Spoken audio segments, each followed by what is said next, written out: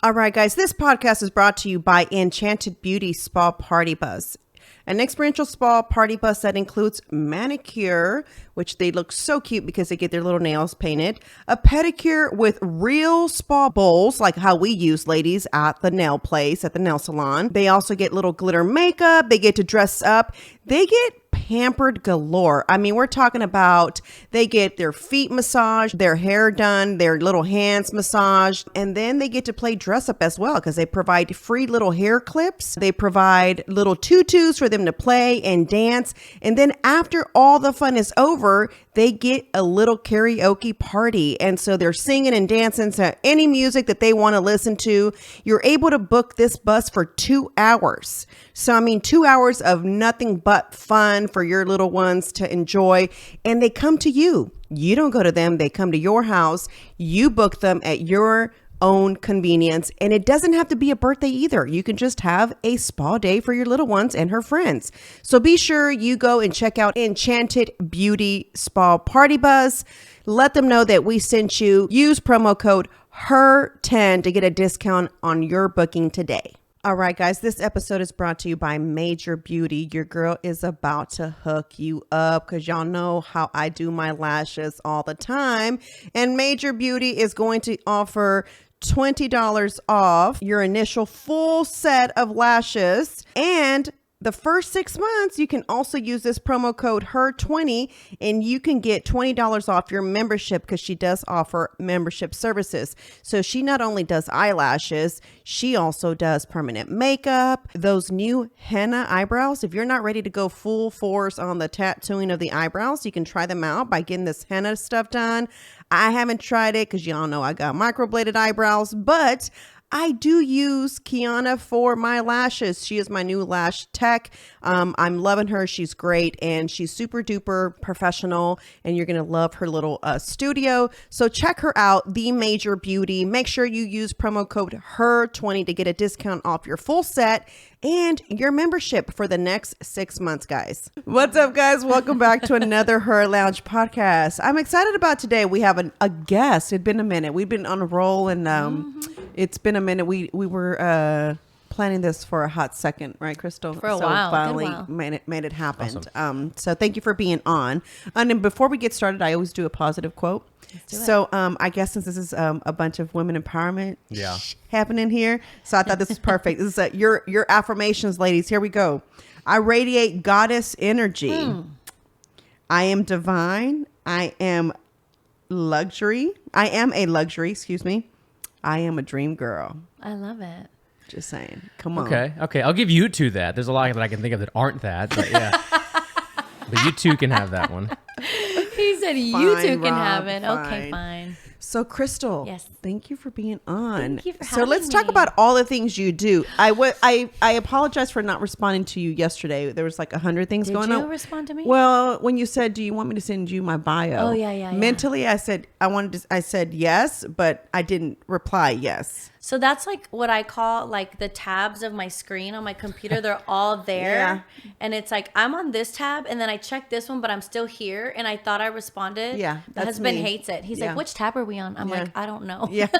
So there you go. That's me a lot of times. It's also the fault of the Apple Watch because we look at it and then we forget to reply and it erases a notification on our phones. Right. Oh, I was so with Dawn.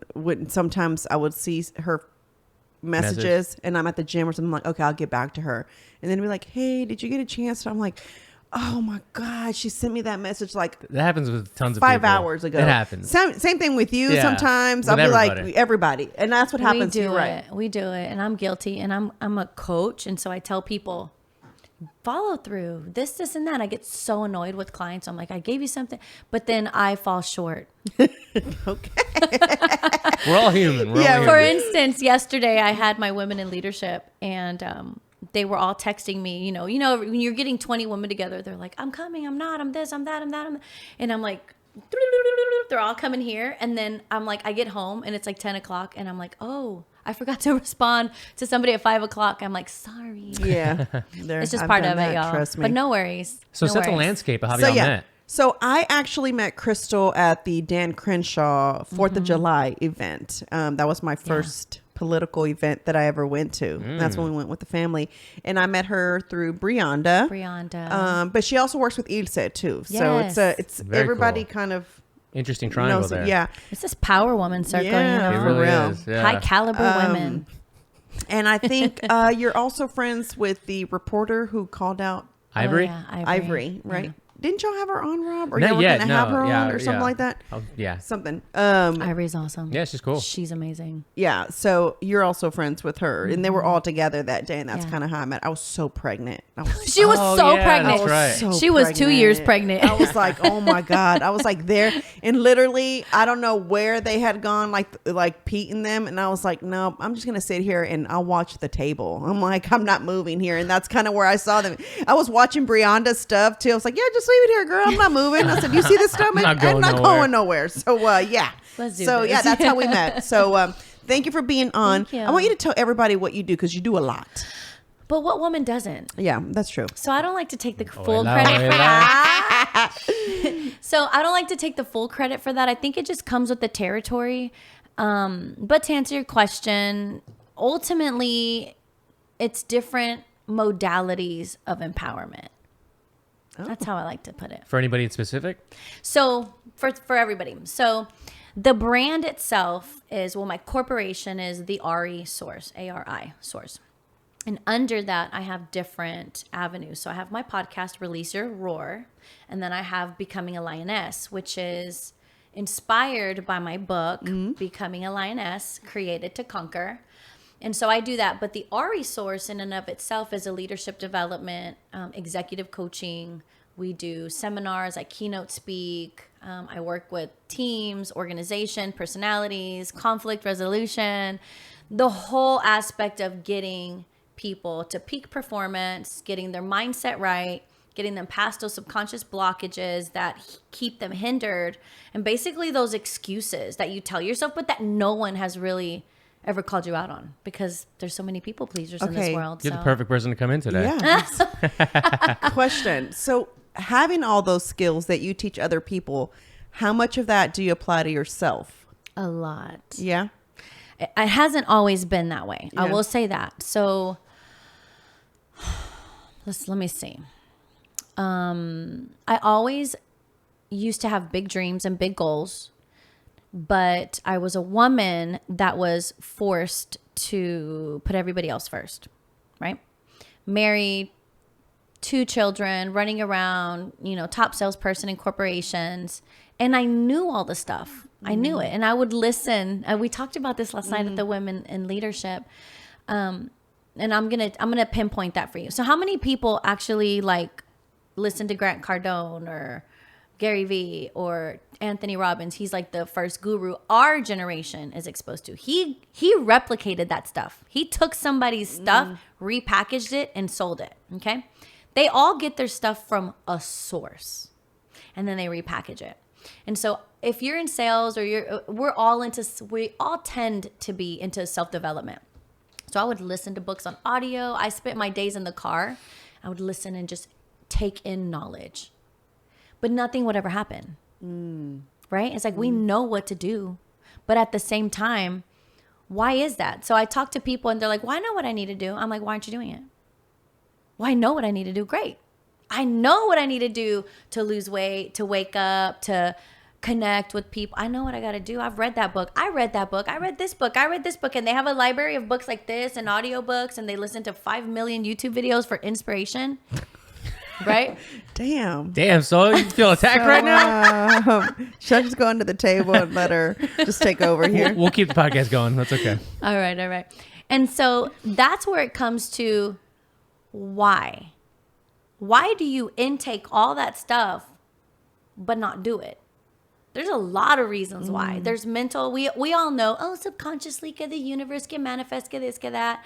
That's literally an entire course that I teach on. But Astrology? no. No. It's really those psycho-cybernetics of our brain that have us hindered. It's us. It's the excuse we tell ourselves. We make a choice. I can't do that. I can't do this. Oh, but it's hard. And so I haven't always been that way. Very long-winded answer, right? But I haven't always been that way. It got to the point where Lioness had enough. Okay. Know what I'm saying? I need the snap sound effect. I just put lotion on my hand so they can't. Sounds like Penny trying to snap Yeah, so photo. it's not really snapping right now. It's a little slippery. But Lioness had enough. And I was sick and tired of watching I was always a top performer in corporations. I worked for General Motors for a few years, and I was number 1 in the nation. So I always had that drive. I always had that, I want to be number 1. No one's going to tell me no. You can't tell me I can't do it because I'm Mexicana y quien me va a decir que no. O sea, Right. no. So that's a nature part of me. But then there's a part of me that still wants more. And I don't like to sit there and wonder why. Why is it not happening? And so it got to a point where you just got to do it, right? You just have to do it. It's like, and this is what I tell people when I'm talking about certain things. Whatever you choose to do today didn't happen today. It started in your thoughts 5 to 10 years ago. Like, you already are sowing that. So sometimes it takes that long for people to act on things. So 5 to 10 years ago, I had these thoughts. Well, did you act on them or did you just think about them? So for me, it's really thinking, what do I have to do to make my thoughts happen? Well, you got to act, right? You got to do something. Too many people get stuck in the paralysis by analysis. That's right. Too much information and you're not doing anything. Not enough action, right? So it's where a coach comes in. It's like, what's an executive coach? What is that? And I'm like, well, I work with high caliber professionals that have all the degrees, PhDs, and all the stuff. But they suck at connecting with people, or they can't get their teams to perform, or they're having problems, right? Well, it's because they have tons of information, but they just don't act on it anymore. So what is it? What is it about us that holds us there? So I always work with people. I'm like, so why can't you do it? So when I post my videos like on Instagram, I haven't always been an early bird. I'll just tell y'all that. I hated waking up before 6:55. 5 minutes to the alarm, or 5 Rob minutes. really is trying to convince me that my new hour should be, what did you say? Like at least 5 a.m.? Yeah, like 2 hours before your typical. Because I have a baby. So regardless, if she has a good night, she's up by 8. So I'm up by 8. Yeah. But if she had a, let me just say this. If she goes to bed early, we're up at 7. If she goes to bed at 9, like a little bit after, because I don't know, we're doing something, then I'm getting up at 8. So I kind of already know which time I'm getting up, to be honest with you. So, well, you decide too. You're like, she went to bed, so I'm going to wake up at 8. You made that decision. yeah, because I already know. Yeah. I know her routine. So I'm like, oh, cool. I'm going I to wake get up to at 8 sleep in. today. Yeah. And so then Rob's like, you should try getting, because I had said that I had liked that she gets up so early because I'll sit her down and let her play. And meanwhile, I try my hardest I don't try to touch my phone until my nanny arrives. So when she gets here, it's work because I pay her by the hour. So she need to go home when I'm done, you know? So I don't try to grab my phone. I try not to do nothing except be with her, be present with her, because we work so much. And, you know, so, I mean, Luisa's like her second mom. So it's kind of like, you know, I try to like have that morning just dedicated to her. But I grabbed my phone one day and I just started doing work. I was telling Rob about this. I was like, oh man, like I got some work done. Like You did. I posted all my stuff that I needed for today, like for the day, you know, I'm like, it's already scheduled in Planoly. Like it was nice, but I don't know that I can do 5 a.m. So neither did I. Like so here's a couple things about me. Do you go to bed early though? And now I do because I've made a decision. Okay. So I was making excuses because my CrossFit gym, it's convenient.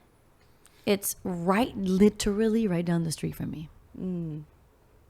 So I'm like, I choose to go there because it's convenient, it's fast, and I have results when I'm consistent. So they changed the hours. I used to go to boot camp at 8 in the morning. But that meant that I wasn't waking up till 6:55 sometimes, getting Abby off to school, coming home, or just going straight to the gym. Boot camp, 9 o'clock, get home, work, pop out some emails, then decide to shower. It's like 11 or 12. Yeah, that's And then my Sounds like husband my would be schedule. like, I'm coming home. I'm like, oh, dang, you coming home early? Let me brush my teeth. I hit a chord, huh? oh my god. Well, It's I work with noon. my husband, but I'm just saying it's I'm in gym clothes all the day. time. You know. Those used to be my days when I worked from home or like during the COVID, all that stuff, right? So I was super like routine. And then it was like, oh, great. COVID just like throws its beautiful face in our lives. Well, long story short, the teachers go back to school and all the teachers did boot camp. And I was mad. I was salty. I was like, why can't y'all just keep the 8 a.m. class? Because I like to work out early. And she's like, but 90% of the class are teachers and they can't come till 4:45. I'm like, I have events at 4:40. I was arguing with the gym. And I told Byron, not my husband, I'm like, I got to find something else around here. And so I tried different things and they just weren't hard enough. Yeah. Like you get used to, and then I would go to the gym. I'm like, this is boring. Yeah. I'm like, I need somebody to yell at me or something. I'm like, I need, to push myself. So I was like, the only time because I like to work out in the morning because it gets my blood flowing. I'm creative. I just function at the highest when I work out in the morning. So I made a decision. I'm like, I have to go at 5 a.m. Out of all the guests that we've ever had, I want for you guys who are listening, most of the guests that we've had are people who work out because we've had Natalia on here. Oh, Natalia is amazing. And Natalia also, that's her medicine. Yeah. We've had Dawn on here. That's her medicine. You know what I'm saying? I mean, that's my medicine, right? That's what makes me feel better. That's what makes me creative, you know? Brianda, obviously. Brianda, that's her thing too. The first thing so it's like, if you don't see a pattern yet, guys, you should probably incorporate. Yeah. There's so many mental benefits to getting up and working out. So here's the thing. I am by nature a night owl. But I also learned that because being a mom, right? I'd work, get home, cook, clean, do whatever I had to do. And then they were finally asleep. If I didn't tuck them in and fall asleep with them and then wake up and I'm like, dang, it's 11 o'clock. And then I was like, oh, let me check some emails, right? So I'm busy. And then I wouldn't go to sleep till 1. And then that carries into the next day. Let me find out you got a camera in my house, girl. When's your birthday? November 4th. 4th. Okay. Scorpio. Pretty close to a Yeah. Libra. Yeah. But I very could- far. Yeah. There you But you know what? All my family and a lot of my best friends in the world are Libras, Virgos, and some are Cancers. Wow, Weird. really? It's really Cancers weird. are kind of difficult. Yeah, they are. My ex was a Cancer. Yeah. That's why he's a nurse. Literally. That's why he's an Literal. That just made me snort. Literal. No, I'm kidding. That was a joke. I don't have a lot of. Hey, no one's going to cancel you here. It's fine. You can say what the hell you want to say. No, I know. But really and truly, it's the Libras and the Virgos that I have a strong connection with. My husband's a Pisces now, which is so interesting because we love to fish. I'm like, you fit it. You And totally fit they it. say Pisces are very, and I say this because my dad was Pisces. They say they're very good parents. Is your husband a good parent? He's amazing. Is this Yeah. February? February. Yeah. And March. February and March. My dad's the first. My dad's March 4th, and they're known to be really good parents. Like they're well, I don't know if it's true, but I'm saying from my dad. Okay, Our experience. my experience. When I've read about a Pisces, when I learned about reading parent sign with child sign, I don't know where I discovered that from. I was like, oh, let me see that. And I was like, oh man, that is my dad. My dad was more nurturing. He could kind of solve a problem versus my mom's a Scorpio. Oh, your mom's like me. Ooh, cuidado que te pico. Yeah, my mom was different. My mom was not, she was not about Was? like, Mom is yeah. Is. She's a little bit more like, no. We ain't got time for that. You better pick yourself up. My dad was more like, Directa. I know. Yeah. I know things happen. We got to move. He was more that nurturing, like Yeah. you'll be fine, you know, in life. Like he gives you a whole story versus mom's like, no. We don't got time for this. Move on. Come on. Get up, girl. So I don't my know. dad is an Aries, and my little girl is an Aries, and so I'm scared. I'm terrified. We'll talk about that later. But back to your point of me being by nature, I used to say I'm a night owl because that's when I was creative, but that's because that's when the house was quiet. And I was awake. So I was in like my second wind. Well, back to how I developed the discipline to wake up is I would watch all the people who are like top performers and I'm like, Who wakes up at 5 a.m.? Yeah. But here's the kicker. My husband, Byron, now, so he has to be to work at 6 a.m. anyway. Here's the sad. Y'all want to know some personal stuff, some tragic stuff? So when we first got together, I took joy in waking up with him every morning and making tortillas. But not the ham ones, the ones that come in the package and you just slap them on the comal, you know, like you're like heating up tortillas. The cheating tortillas. Hey, but they're good.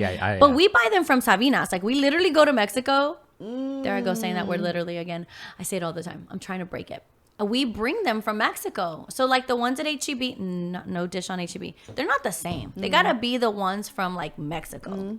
So I would wake up, make him tortillitas, put some butter and avocado and serve him. Girl, of course he put a ring on it. He was like, dang, this Mexican girl. Little did he know they're not really homemade tortillas.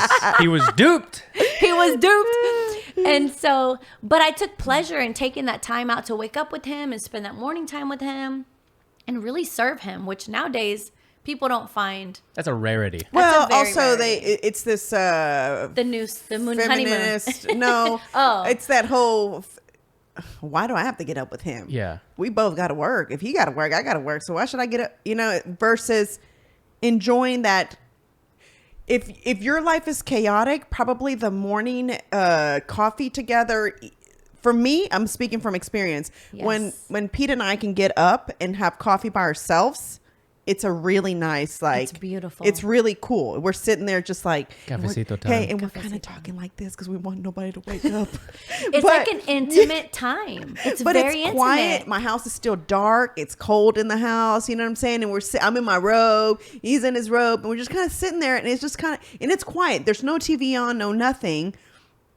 And it's like, it's nice. It is. But I think like the independent women, like the radical feminists, I guess that's what it's this new wave of feminism. It's like fourth wave or fifth wave feminism, whatever it is. They just feel like, we both work. So, but you know what? I have strong opinions about that, and I'm not trying to offend anybody. Again, if you don't understand the difference between someone's opinion and they're allowed to have it, then you need some growing up to do. No, let's ruffle feathers. It's good. Let's for ruffle podcasts. feathers. It's good for numbers. It's good for right? numbers. That's good. Come on. Say if we're trying to grow our audience here, Crystal, yeah. Don't I need you to ruffle away. them, girl. I'll just put in fake bleeps so to pretend like you're saying a lot of inappropriate things. Oh my God. Jesus. Are we allowed to say Jesus on this podcast? All day, every Please. day. People like to bleep that word out, and I love that word. You know, it's gotten me through some hard effing times. Beep, beep. You know what I'm saying? But I would wake up with him at 5:30 in the morning, 5 a.m., and there was something about that I loved. I was like, man, this is really good. And he loved it because it was just something like a sacrifice. Pre-kids or no kids? No. So my husband came to he came with bonus. Like he had it was buy one, get two free. So him and his two children, they didn't live with us. They lived with the mother. And he moved in. I have three. Yeah. But 3 daughters. You had 3 before him? Mm-hmm. We don't have any together. Oh, you don't have any together? Oh, it's a blended family. Got it. Yeah, okay. we're very blended. So, anyway, it was just a beautiful time. So I got used to waking up with him, and I found that my days were just so productive because I'm like, can't go back to sleep. What am I going to do? Get on emails. And things just started flowing. But then something happened where my 10-year-old, she's 10 now, but when she was 5, she started having seizures in her sleep. In the middle of the night. So I couldn't sleep at night. And so I went through a really rough period of time where, because it happened in the middle, her first seizure happened, she was in our bed asleep, but it wasn't because we let her sleep with us. It just happened to be the way things flowed. I knocked out. It was like the day after Christmas. I was so tired. I crashed. My bonus babies had gone home after being with us for a whole week. And Abby was really sad because she's obsessed with them. And so she's feeling lonely. And so my husband's like, come to bed with us. You can fall asleep here and then we'll put you in your bed. So she wakes up from a dead sleep and just like vomits. It was like an exorcism moment. Like, and I'm like, oh my God, she's throwing up. So we obviously get up, go to the restroom. And then we notice that she's not focusing on me. And if you know my kid, any kid really, you're like, baby, and they're on you. She was just like, kind of like, and I was like, Abby. And she's like, huh? And I was like, dang, she's asleep still. But then that kept progressing. And that whole story is pretty traumatic for me. We live on 288 and 610, and there's a Memorial Herman down the street. And when she started to like really not respond, we jumped in the car and just drove 100 and something miles an hour to get there. And for y'all who've never been to a Pentecostal church, I started speaking in another language in the back seat, and I was screaming. And my husband is not. He's never seen that before. And he's like, what are you saying? He was literally like, who are you talking to? And I was like, Father God, whatever. And he was like, what are you saying? I was like, I'm praying in tongues. He's like, what is that? I was like, just get me to the hospital. It was horrible. And we pulled into the hospital, and it was literally the way I feel, my emotions and the way I connect was like in a movie and I can't obviously relate to what it feels like to have a child shot or something like that. But I flew in those hospital doors, and with every lion spirit in me, I belted at the top of my lungs, my daughter, and I just started crying. And then it was like, they all rushed, they grabbed her, and they took her to the back, and they're like, she's seizing. I'm like, that's what a seizure looks like. She wasn't convulsing. Oh. It was an absent seizure. So that led into us going to Texas Children's in the ambulance. They did all the tests, and they were like, it's a seizure. Well, the faith woman that I am, I was like, the devil is a lie. She doesn't have seizures. This is a lie. It was a UTI. She had a UTI, and they pinpointed it to that. So children can have UTIs, and seizures are symptoms of it, apparently. Well, because of that, I couldn't sleep at night. And so I literally would lay her on the floor next to us and watch her, and then doze off, and then watch her. And the guilt of, what if I'm asleep? She seizes. Yeah, that's a mom 100%. My gosh. That feeling of like. And good dad, but go on. And good dad. Well, and he was amazing, but he still had to wake up at 5 a.m. And so he started to not wake me up. And I would wake up and he would be gone. I'm like, where did my husband go? And he's like, I don't want to wake you. You need your sleep. You need your sleep. This is how important sleep is. I lost so much weight because I couldn't sleep. I couldn't eat. And the stress of not knowing what was happening to my baby. I lost so much weight. I went down to like a 000, if you can do that. I was 113 pounds. And I was still working out, but I needed my sleep. And he knows how important sleep is because we work out, you need recovery. So here's the balance, right? Is back then I used to do it and I loved it. And then I go through this period of time where Abby is suffering and I still have to get up and perform and function for General Motors and all these top things that I'm doing and starting another business and doing a lot. And my husband was like, baby, you need to sleep. And I was like, I will sleep when I'm dead. I got this. I got this. Well, fast forward to now, Abby's seizure free for 2 years.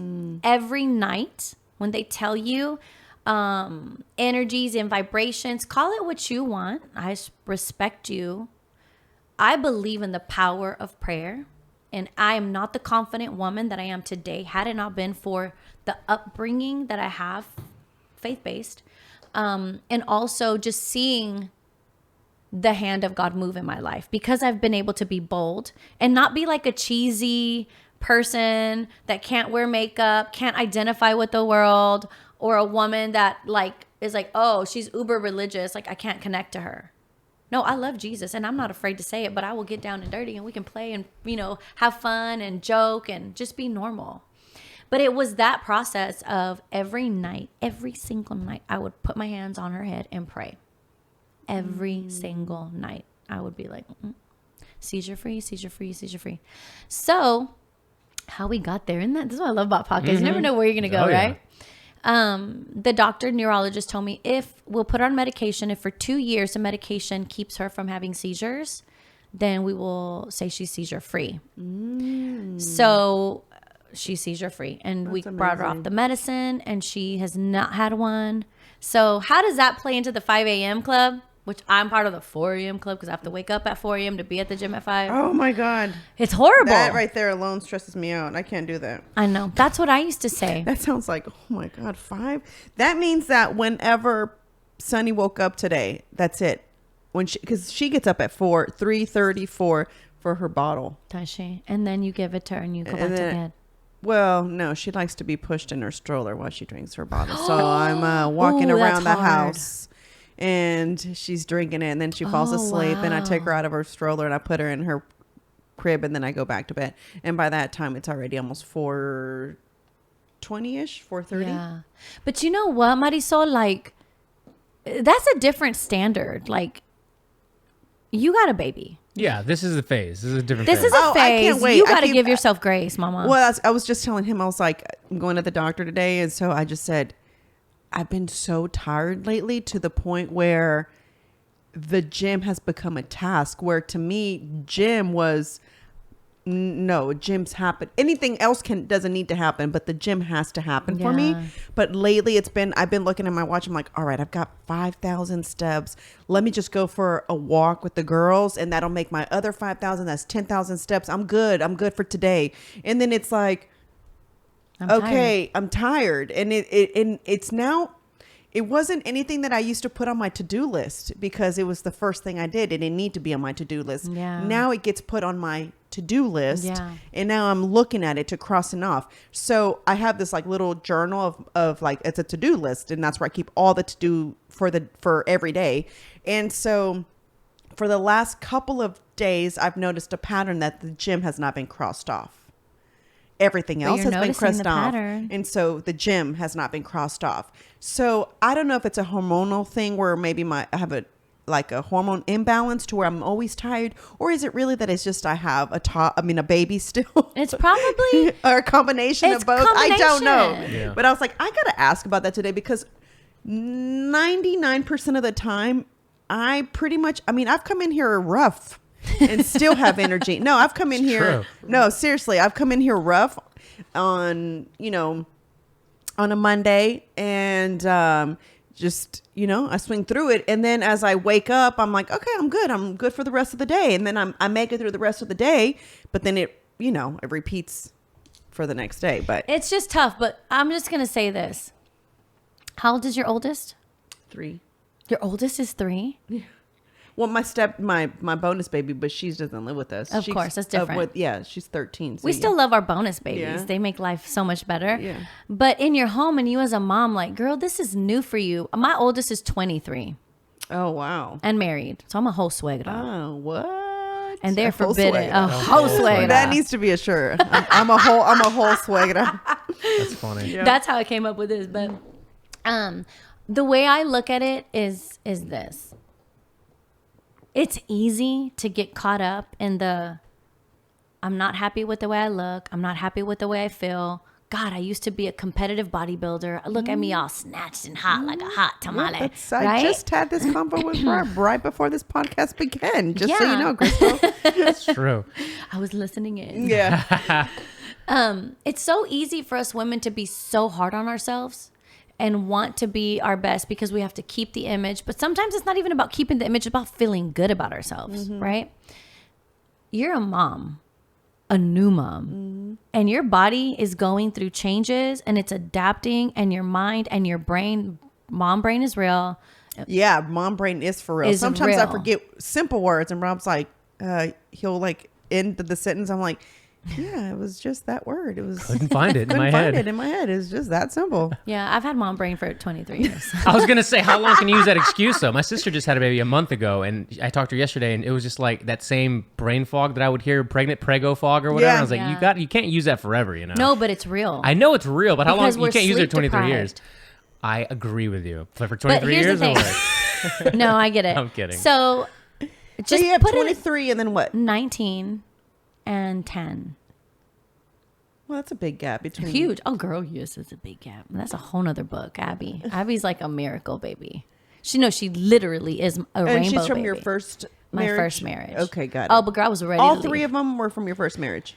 No, so Sorry, No, we don't have to talk about it because that came. no. It's because it's in my book. It's part of becoming a lioness. It's part of when I do women empowerment events and things like that. Which, for the Well, record, before you let's talk women empowerment. What that means. What I Oh believe yes, it means.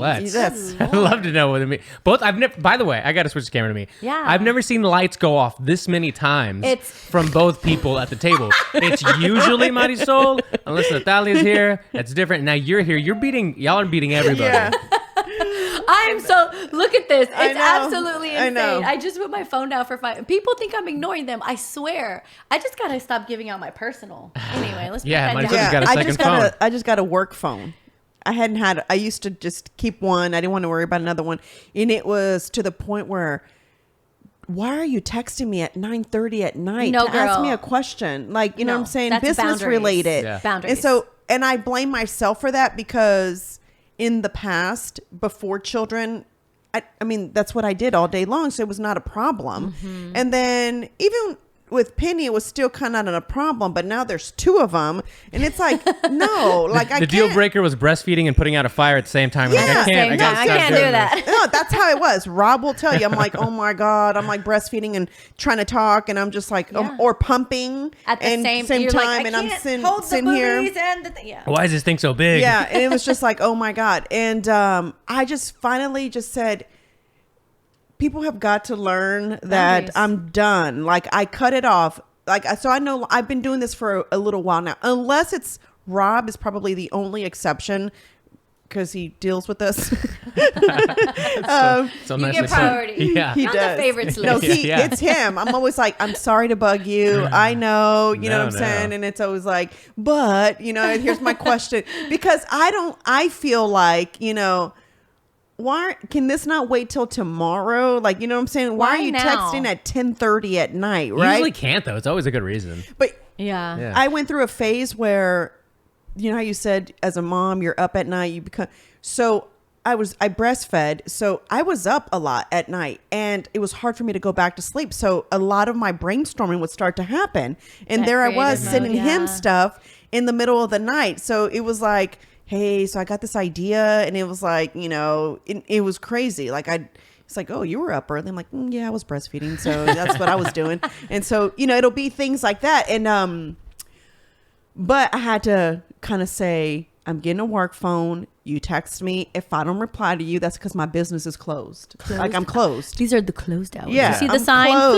flip? That's I'm called closed. voicemail. It's letting you Yeah. know that we flipped the sign. We're Shoot out. me a text. I mean, shoot me an email. Shoot me a Email. text. I'll Email. reply to you tomorrow. I'm not replying anymore. And it took me not replying to them for them to get it. Like, so now they all have this new work number. I lied and said that I give, so they're listening to this. Oops.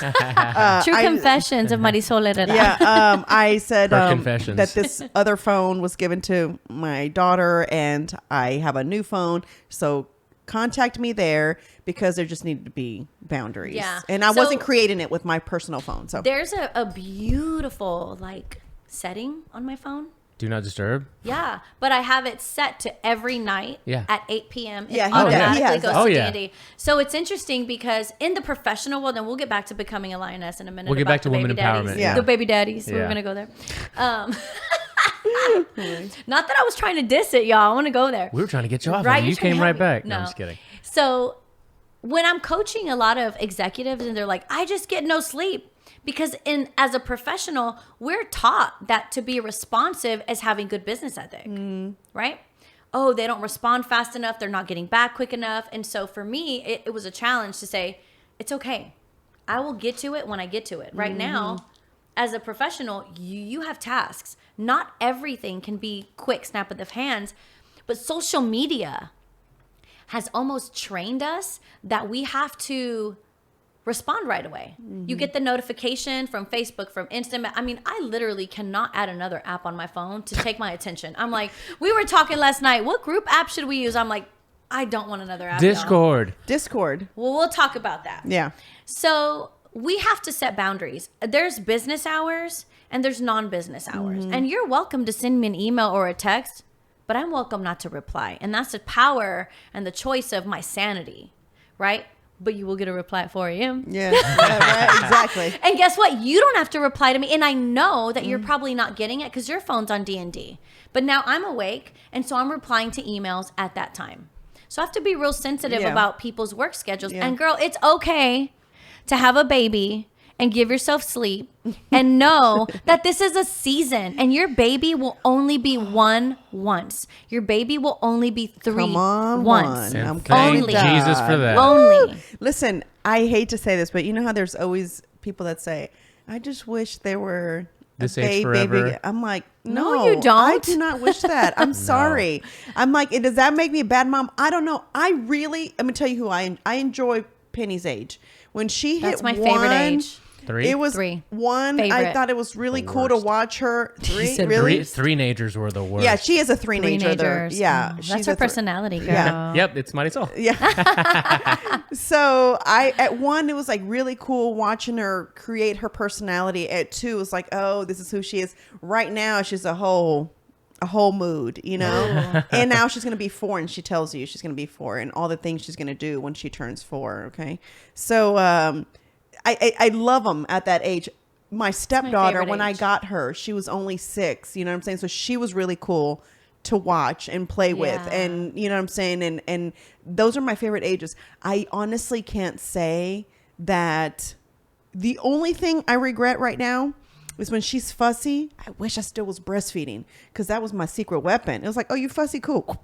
It works with the You know? husband, Yeah, I too. was gonna say. Yeah. Oh my god. Applause for that one. It does. and throw The that boobies in are magical. With babies and grown babies. Yeah. Grown babies. Hey, And so facts are facts. That's the next episode. Right. Sex tips for the married. Right. The true married or ones. true. it's True or true. crazy. Yeah, for real. It's Hey, very all true. things go. I believe when you're married, dale gas. Hey, todo gas. 100%. Todo gas. That's probably the Todo. one time it should be dale gas. That's a whole episode, because me and my husband, we talk about that. Like, he's like, but you're a Christian woman. I'm like, and so what? The Bible says he has given to whom he has given a wife. She has found great favor to enjoy her And husband. They had a whole, And I enjoy I him. actually posted it on the Discord, Rob. There's a whole episode that I go to Second Baptist, Dr. Ed Young. Oh, I love Dr. Ed Young. And so he did a whole episode about sex. Like, you don't know, but your husband would love it if you did some of this to him. And it's at the, insert beeps. this is at the church. And when it was funny. Let Can me I tell just tell you that he would love it? yeah, exactly. He right? does love it. He let me loves it. Whenever it was at the church, it was so funny because we were there, and you could feel like people's booty squeeze. The tension in the air. Because it was like, oh my God, are we really having this conversation? And it's like, if you're married, this is like, your husband needs this, and the wife. Basically, he was talking about the different needs of a woman and a man in a marriage. And while for you, a female could be a little bit more of nurturing, helping. That's boob. kind of like, you know what I'm saying. Oh yeah. Just kidding. How The you female's doing? way of like the man. How can you help in the marriage, and vice versa? It was all biblical. He wasn't like just saying shit out his ass. You know what I'm Yeah. saying? It was like, but it made total sense. But it was funny because you could tell the older conservative. They're not okay people- with that. It they're makes them almost- uncomfortable. It was almost like, oh my God, is he really They were like, talking is about this service This after is not dark? Yeah. place for church. It's But service here's after the dark. funny thing is, Pentecostals like that, because I was raised Pentecostal, and it's like, do not talk. And that's why this is how I felt. That's why I was like, oh, so that's why y'all 14 getting married. Got it. Yeah, 'cause- yeah, because you don't exactly. want to sin. So you think that if you get married at 14 Yeah. and now you're gonna be miserable for probably all these years, God. you know what I'm saying? Like, Yeah. you know what I'm saying? Like, that's kind of how I saw church. so sometimes. I get a lot of kickback because I'm not gonna say this without offending some people. Let's do it. You don't. You just say it.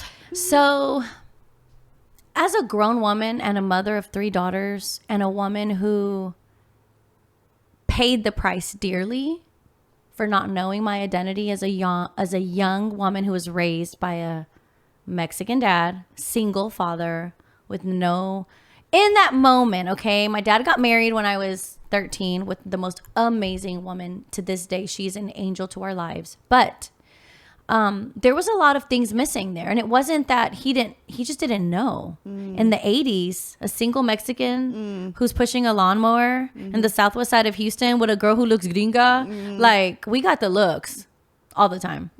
And there was that one part of my identity that I talk about in the book, is that every woman, female woman, no matter where you are, what culture, country, language, there is a question that we're born with. And it is, who am I? Why was I born? And what's my purpose?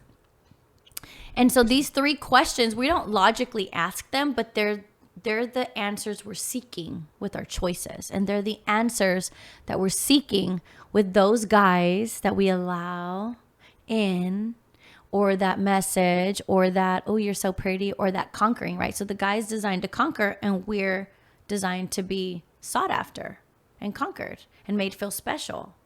And so because we don't teach our daughters this, because the church does a really shitty job of talking about, oh, just follow the rules, no sex till marriage.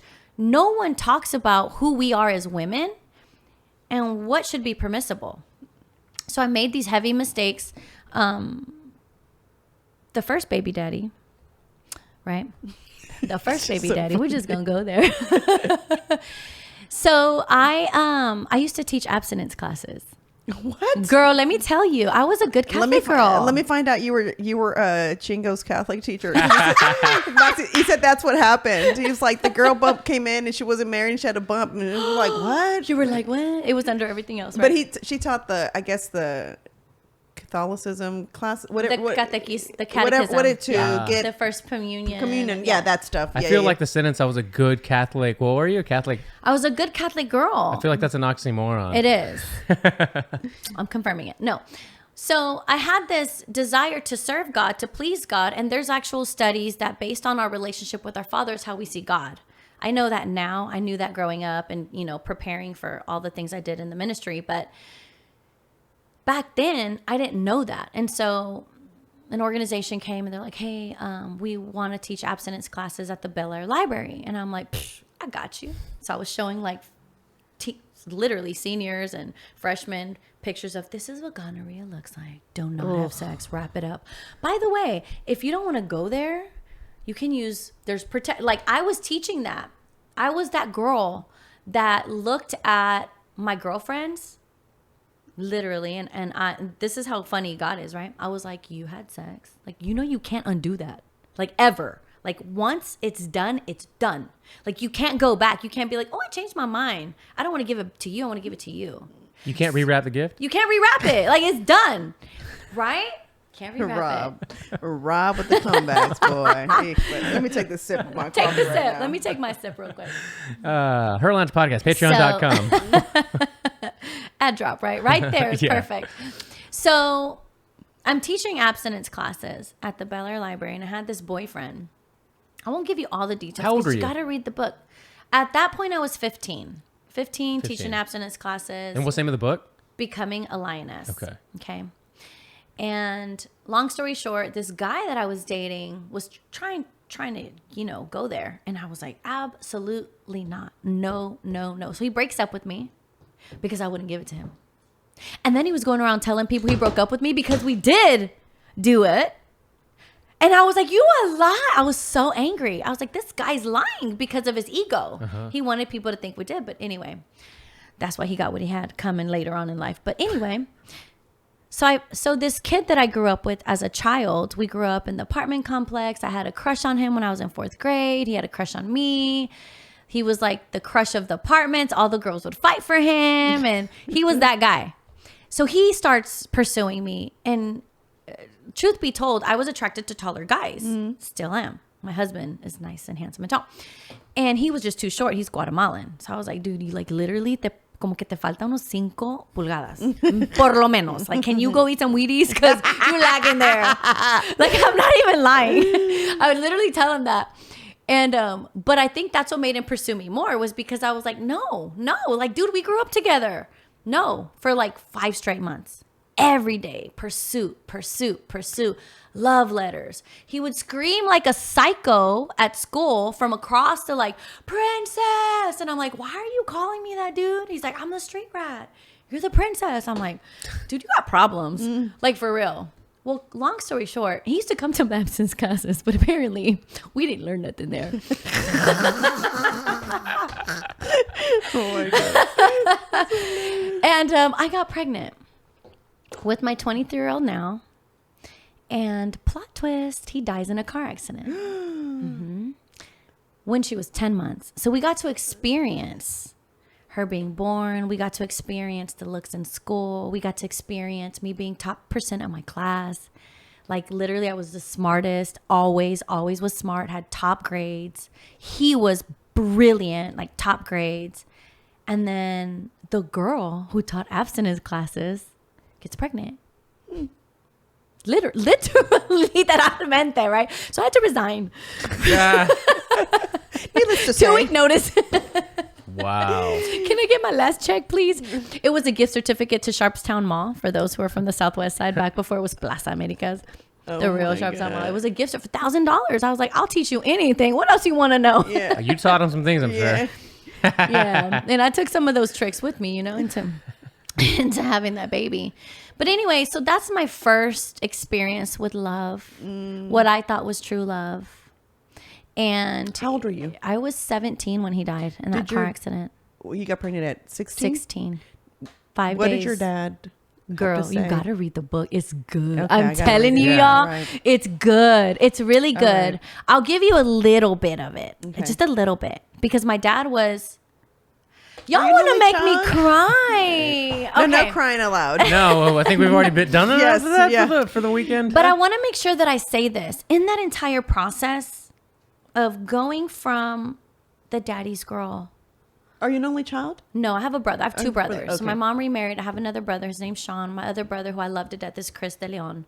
And so he was there, but he spent a lot of time with my mom, and my dad raised me alone for a good got it. portion of our childhood. And then my brother also came with us. So then my dad became mother and father of two, which is a great story because my dad... That's unheard of, too. yeah. My dad is like my hero, and every time we have conversations, I'm like, you are the gran caca, you're the shit. Anyway, so I had a lot of pride in my heart, and I looked up to my dad as almost like a god. And my dad, and y'all forgive my father for saying this, okay, it's not culturally appropriate today, but for him, he knew that I was attractive. He knew that boys would call the house and they'd be like, Mr. De Leon, can I speak to Crystal? And he'd be like, she ain't here. Click. And I'm like, Dad, I'm right here. No, he would not let me talk to boys. He was very, very jealous, very protective. He would tell me, más te vale que no salgas embarazada, in my eye. And I'm like, no, papi, that's nasty. I teach abstinence class. Yeah. Duh. I'll do you one better, Dad. I'm going to teach against it. But I wanted to please my dad. I wanted to be the apple of his eye. I'm a daddy's girl. And so when he would say that to me, it marked my soul. Más te vale que no salgas embarazada. And then he would drive me to school. Many times ran out of gas and didn't tell me in his lawn mowing truck, which he would drop me off 2 blocks from getting there so I wouldn't be embarrassed. And he would tell me, you see where those girls are going? They're at the bus stop on Bel Air. And I'm like, no. He's like, van al welfare. And I'm like, ¿qué es eso? And he's like, ¿dónde dan comida? I'm like, pues, ¿por qué no vamos nosotros? And he was like, porque nosotros no vinimos a este país a pedir. Venimos a trabajar. And he would tell me that. And I would be like, so what is that? And he's like, I'm just telling you not to get pregnant, okay? Can you just not do that? Because that's what all these young girls are doing in the Southwest side. Girl, pregnant bellies everywhere. So, yeah. I kind of lost my train of thought there, but Well, he's not wrong. he's not wrong. So I get pregnant. I let him down. I couldn't tell him. It broke my heart. Not so much because I wanted her. I was pregnant. The minute I knew I was pregnant, all my friends were like, are you going to have an abortion? And I was like, no. Because I had a friend. I won't say her name. But I remember her going to the abortion clinic on Chimney Rock like every 2 months, 3 months. Oof. And I would be like, where'd you go today? She's like, oh, it's because I had an abortion. I'm like, what's that? She's like, well, I got pregnant. And that's the first time I found out what abortion was. And I was like, well, what does that mean? She's like, well, they take the baby out. I'm like, and what do they do with it? God. And she was like, oh.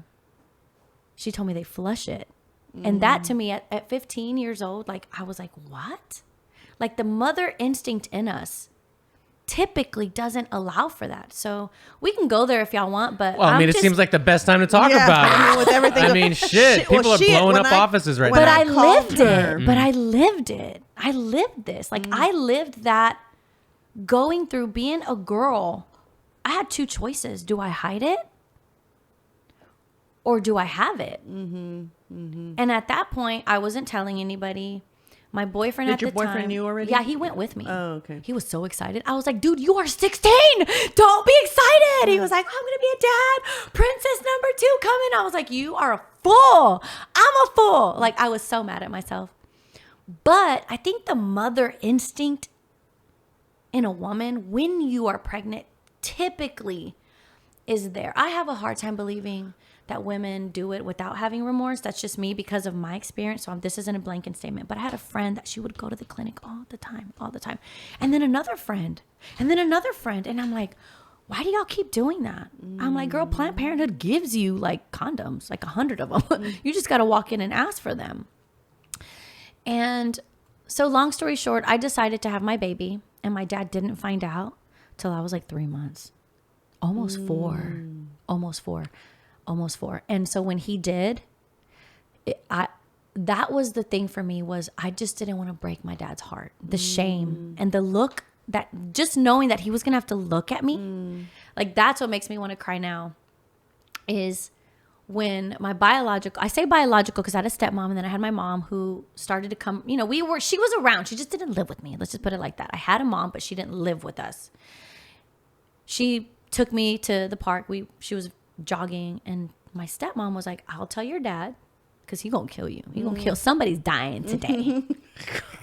It might be your pet over there. It might be the dog. Over there. We didn't have a dog because that one died. No, they'd find one to kill. So my mom was like, I'm gonna tell your dad. Your real mom? My stepmom. Oh, your stepmom. She was like, yo le voy a decir a tu papá y tú le dices a tu mamá. And I was like, that's a great plan. You tell him, I'll tell her. My mom was very understanding, very loving. She was like, oh my God, your dad's going to kill you. I'm like, I know I thought that. you were going to say plot twist again and be Plot like, twist. my mom killed me. I'm dead. Yeah. I'm just here. So long, very, very long story short, it's in the book. It's a fast read. I tell people who can't read a lot, just read 3 pages a night. You'll be done in no time. And I made it that way on purpose. Well, I walk in and I was so ashamed. Not because I was pregnant. It's because I let my dad down. Yeah. Mm-hmm. And he was smoking a cigarette, like literally as hard as he could. And he looked at me, and I'll never forget the way he looked at me. Like when we locked eyes.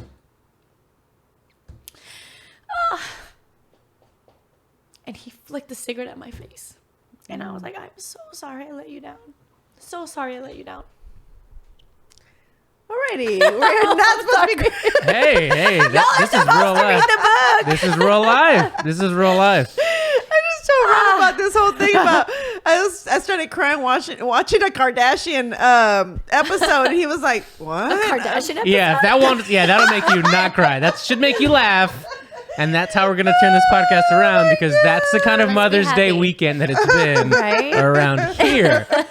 We should prepare with tissues. We do this very often. To like want to please our fathers, but for me that was really shocking because we'd gone through so much. My dad was everything to me, and he used to tell me, Mija, don't do that. Don't do it. And then everything I went through, and then I ended up pregnant. So back to answering the first question. So at the time, we were very young, and he was a poet, a romantic. Who, your dad? No. I was like, wait, what? A romantic love note? That's great. That would be an amazing story. It's like, so good. Wait, your dad landscape. That's what my husband does to me. He's like, wait, what tab are we on? He was a poet who was cutting the grass. No. So my daughter's father back then was ready to get married. And my dad was like, you're going to get married like every good Catholic. Te casas con la cabeza alta. Y a ver cómo le haces porque te vas a poner a trabajar y ya no hay escuela, ya no hay esto. And I was like, good, because I want to. Like, I want to marry him. Mm-hmm. And so then my dad and my mom and all the moms got together, and they're like, we don't think that's a good idea. He's kind of small, so if y'all move into an apartment and somebody wants to like steal you, he really can't do much to protect you. So we decided to wait till we were 18 to get married and just to kind of grow up a little bit.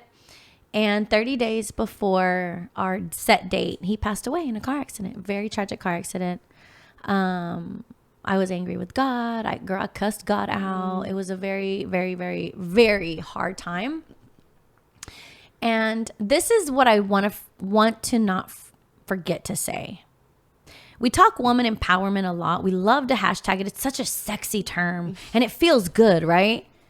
But what does that really mean? Great segue. Yeah. Tell us what it means, please, because I'm dying to know. We're trying to figure it out every week. So for me, as a mom, as a woman, I think that I hate unsubstantial marketing things because it's a very narcissistic way to generate money and be like, hey, woman empowerment. But what do you mean by that? And for me, it means, this is what I wrote down. It may mean something different to you, but it means confidence. And it means peace of mind, right? And it's knowing that I'm going to be okay. Confidence and peace of mind is one of them. Empowerment is something tangible. So you might go to an event, to something that's motivational, and you're like, this isn't tangible because it's a feeling. Well, the results should be tangible. And if you're pitching woman empowerment and there's no tangibility that you can actually have an impact means change in your life, then what are you doing? Right? So don't go hashtagging woman empowerment and say, she didn't like my picture. She's anti-woman empowerment. Okay. Right? Yeah. Like, that is so unsubstantial. Like, can we have substantial conversations about what woman empowerment means? Yeah. Okay. The rest of them are just grifters. Another thing that I would say is in the woman empowerment segment of women and this trendy thing, and this is where I get super passionate about, and I've learned this through my mistakes, right? I got married to an abusive man. Just a lot of mental health issues, okay? Not a lot. He has a reason, but we won't go there. I don't want to spend time talking about him.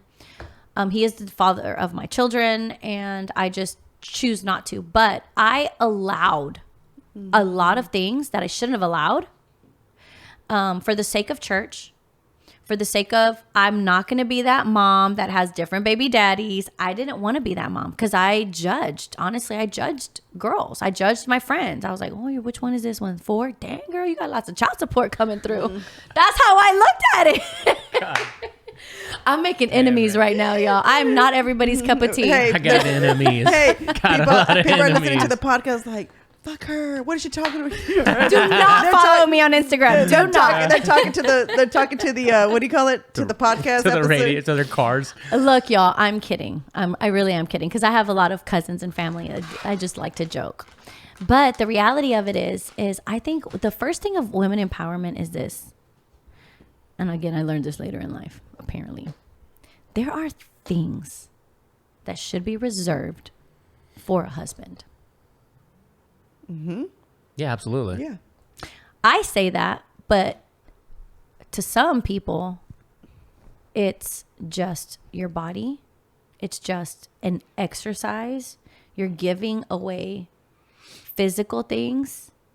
And regardless of how you slice and dice it and how some women on these other podcasts say, that's empowering for me to take him and let him, and I'm going to assume the position of a man and have sex with 50 men, and that's empowering to me. Okay, baby girl, if that's empowering to you, go for it. But studies show that it really sets you up for divorce. It sets you up for not being able to cleave to your husband when you do get married. That increases divorce rates. That increases insecurities. That increases the lack of being able to show. Again, don't send me crazy messages about my life is different. I get it. It's not everybody. But a lot of the times, we live in a society right now where homes are freaking broken. Totally. Too many homes are broken. There's too many blended families, which, hey, I'm a blended family, so I'm not judging. I'm telling y'all because I suffered. Because this isn't my first rodeo. Because I'm not a woman who has had a baby that's telling you, go girl, kill your baby if that makes you feel empowered. I'm just saying, okay? If you choose to do that, that's on you. But there's also scientific studies and psychological studies of the effects that has on a woman. So when we go and give our bodies, the most empowering thing to do is to tell a man no. This coochie is Gucci. You can't just have it. You better put a ring on it. Man, you had me until you said that. I mean, you had me in your hand till you said that. And this is where my executives, if they listen in, they're like, yeah, she's not hired. This is the Instagram side, right? This is the real me. This is the content creator you. This is the me where behind closed doors, people experience this. This is the stories. This is who I am. This is what's molded me. This is real. Well, that is women empowerment. Because Absolutely. for me, I think women empowerment for me is what has molded you. Like your experiences. Yeah. What you've overcome. What do y'all think puts the biggest wrench in a relationship with just a woman and a man? For me, is not letting... Typically. Not yours personally, but typically for women. I think typically is the power struggle thing where you're trying to prove points. Like, you're not going to tell me I got my own job. I make my own money. So finances, right? Would you say? Yeah. Mm-hmm. Would you agree with that? Would you agree with that? That's such a good topic. I know it is. I'm So curious to see what you say. Yes. Yes and no. Yes and no. Yes and no. So 2 points that I want to make. Money is spiritual. Why? Because when we come into a marriage, we say baggage, right? Well, you have a relationship with money and I have a relationship with money. And how I choose to spend and make and keep what's mine is a reflection of my heart space. Do I want to share what we make together? Or do I want what's mine is mine and what's yours is yours and you pay half and I pay half? So that's cool if you're roommates. That's just my opinion, ladies. Don't call me. Biblically, and this isn't everybody's cup of tea, but biblically, in the seminars when we taught a lot about marriage, I always go back to the source. So the source says that we're a couple. And I learned through the years that, and again, this is not for everybody, that when you're married, you are one. And your finances should be treated as one. And that's a process. It's not easy for everybody to look at money. And that is one of the biggest, that is a root source of a lot of issues. Why did you give the church $7? Or like my previous life, why did you spend $6.43 at Walmart? And I'm like, there's a receipt. Look at it. Literally, power struggle. Because I choose to spend money this way. You choose to spend it this way. And we don't agree on that. And then we begin to fight. And so money is very, very spiritual. I also, when I teach money seminars, I talk about this, and we'll come back to that. But I want to make this point because it's a powerful one. Do you know who the richest people in the world are? Who owns half the wealth? BlackRock. I don't know if you want to be specific or not. The Jewish nation. The investors. So do you know what percent of the world population they make up? Less than 2%. Wow. What are they doing that we don't know? Game in the system. So for them, poverty is a sin. And the way you honor money is how you honor God. So everything they do, everything is they do what the Bible says. Damn, you give, you that's invest. why Ben Shapiro is getting the way he is. He's a Jew, of course. I love you, Ben. I love Ben Oh, Shapiro. I need to follow his what do you call it? He needs His to teach us his strategy. strategy. Yeah. Dave Ramsey kick rocks. Yeah. Dave ran. Oh, I can't tell y'all. Okay, we'll save that for another day. All right. Anyway, Cliffhanger. but Jeez. there's a sorry, that's triggered me. There's a book called Biblical. I'll let me look it up. I don't know. I have it on my phone. But there's biblical principles for financial prosperity written by a rabbi, and so how is it that we allow money to cause divorces? Well, money, it's not the fight about the money. It's a symptom of your heart. It's a symptom of, hey, are we really partners? And if we are, what does that mean? So Byron and I, when we first got married, we had this talk. We set the boundary and we set the expectation. And biblically, it's just an analogy, right? So you have a home with money, and God can choose which way to funnel the money to your household, to the joint. Let's just say it's a joint bank account. You got your revenue, or like we have 7 forms of income, right? They say have 7 forms of income. I've got this, and this. How much of it goes to us? How much of it goes to me? Well, I bought myself those shoes. That causes problems. Well, it's because a heart issue is it's not ours. So when we got married, everything comes into the joint account. Everything.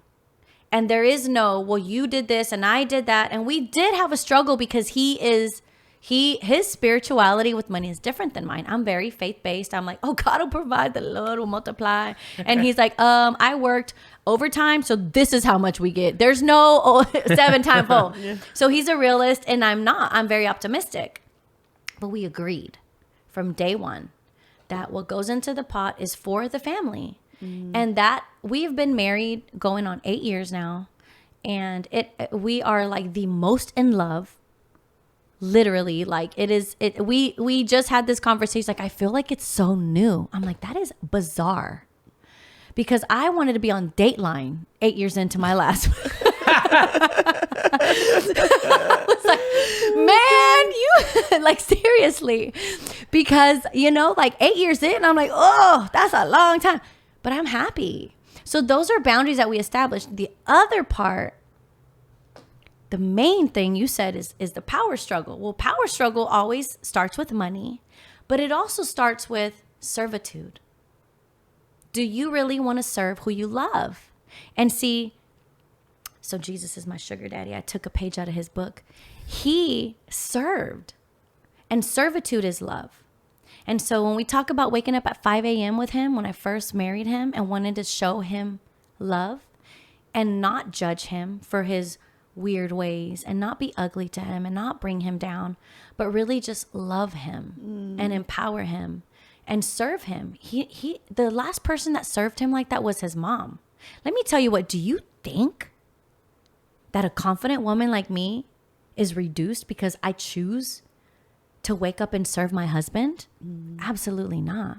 Well, I also think people misinterpret the Bible when it says be submissive to your husband. And I have a big problem with that, right? Because a lot of feminists will, you know what I'm saying? That was written by a bunch of men. Yeah.